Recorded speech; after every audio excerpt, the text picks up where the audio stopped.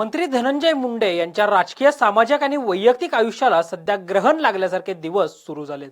मुंडेंच्या अडचणी वाढत असतानाच आता करुणा शर्मा मुंडे यांना दरमहा 2 लाख रुपये उदरनिर्वाहासाठी देण्याचे आदेश न्यायालयाने दिलेत।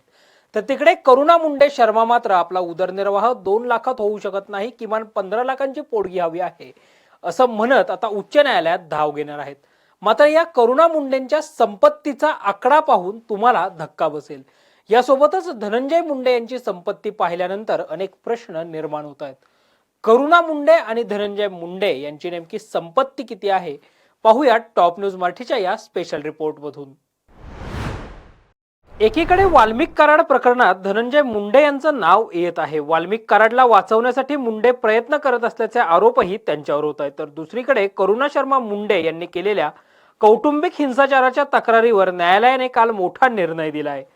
करुणा मुंडे याच धनंजय मुंडे यांच्या पहिल्या पत्नी असून त्यांच्या उदरनिर्वाहासाठी दरमहा 1,25,000 तर मुलगी सज्ञान होईपर्यंत तिच्या संगोपनासाठी 75,000 रुपये देण्याचे आदेश न्यायालयाने दिलेत।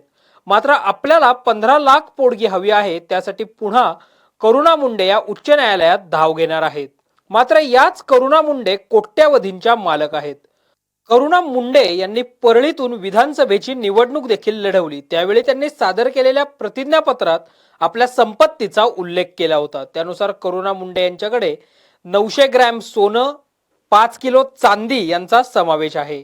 तर मुंबईत त्यांच्या नावावर असलेल्या घरांची किंमत जवळपास 4 कोटी इतकी आहे। तर बीडमध्ये देखील त्यांचं एक घर असून त्या घराची किंमत 10 लाख रुपये इतकी आहे। करुणा शर्मा यांची मध्य प्रदेशातल्या इंदोर येथेही जागा असून सध्याच्या बाजारभावानुसार तिची किंमत 2 कोटी रुपये इतकी आहे। या व्यतिरिक्त त्यांच्याकडे 5 लाख रुपये रोख आणि 17 लाखांची गुंतवणूक आणि 4 चाकी गाडी देखील आहे। त्यामुळे धनंजय मुंडेंना ज्यांना दरमहा 2 लाख रुपये द्यावे लागणार आहेत त्या आधीपासूनच कोट्यावधींच्या मालक आहेत।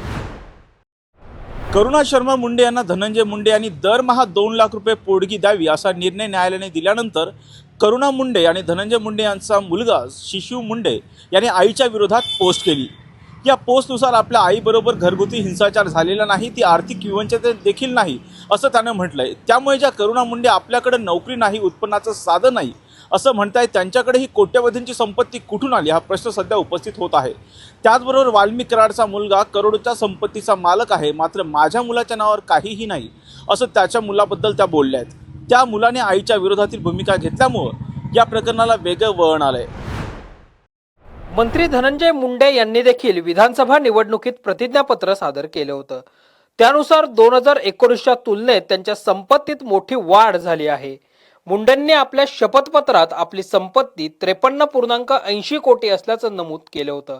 धनंजय मुंडे यांच्या नावावर 15,55,05,105 रुपयांची विविध वाहनं असून यामध्ये बुलेट पासून टँकर पर्यंत एकूण 7 वाहनांचा समावेश आहे। तर त्यांच्याकडे 190 ग्रॅम सोनं आहे। त्यांच्या पत्नी राजश्री मुंडे यांच्या नावावर 31,78,675 रुपयांची वाहनं असून 22,90,000चे 620 ग्रॅम सोनं व 72,000ची 1.5 किलो चांदी देखील आहे। अशी एकूण संपत्ती जवळपास 54 कोटी संपत्ती धनंजय मुंडे यांच्याकडे आहे। तर मुलगा शिशव मुंडे याच्या पोस्टनुसार सुरुवातीपासूनच आपले वडील धनंजय मुंडे हेच आपला चांगल्या पद्धतीने सांभाळ करत आहेत, त्यासाठीचे पैसे देखील ते देत आहेत असं म्हटलं आहे।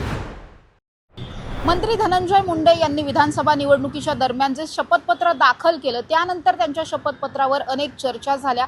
त्यांनी बरीचशी माहिती लपवल्याचे आरोप सुद्धा त्यांच्यावरती झाले। मात्र आता वाल्मिक कराड प्रकरण समोर आल्याच्या नंतर वाल्मिक कराड आणि धनंजय मुंडे यांचे भागीदारीत काही व्यवसाय आहेत, त्याचबरोबर काही प्रॉपर्टी सुद्धा असल्याचे आरोप आता काही सामाजिक कार्यकर्ते आणि राजकीय नेत्यांकडून केले जात आहेत। त्यामुळे खरं तर धनंजय मुंडे यांची प्रॉपर्टी नक्की किती हा सगळा प्रश्न उपस्थित झालेलाच आहे। मात्र दुसरीकडे करुणा शर्मा मुंडे यांनी सुद्धा त्यांच्यावर अनेक गंभीर आरोप केलेले आहेत। ज्यावेळी आमच्या दोघांमध्ये वाद चालू झाले त्यानंतर माझ्या नावे असलेली प्रॉपर्टी त्यांनी दुसरी पत्नी असलेल्या राजश्री मुंडे यांच्या नावावर केल्याचा आरोप सुद्धा त्यांनी केलाय। त्यामुळे या आरोपांमध्ये किती तथ्य आहे हे येत्या काळात कळेलच। मात्र या सगळ्याच प्रकरणात आता करुणा शर्मा मुंडे या 15 लाखांच्या पोटगीसाठी पुन्हा न्यायालयात दाद मागणार का हे पाहणं महत्त्वाचं असणार आहे। पुण्याहून समृद्धी जाधव, टॉप न्यूज मराठी।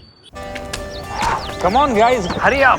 यार सुन ना, एक ब्रेक ले लेते हैं। Guys I am telling you, तुम लोगों को सही से ट्रैकिंग नहीं आता, but that's okay, you can learn. रोज का ढक्कन देना।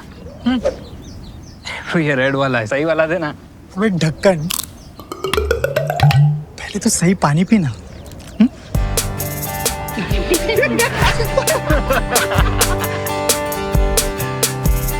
Manikchand Oxyrich, proudly Indian.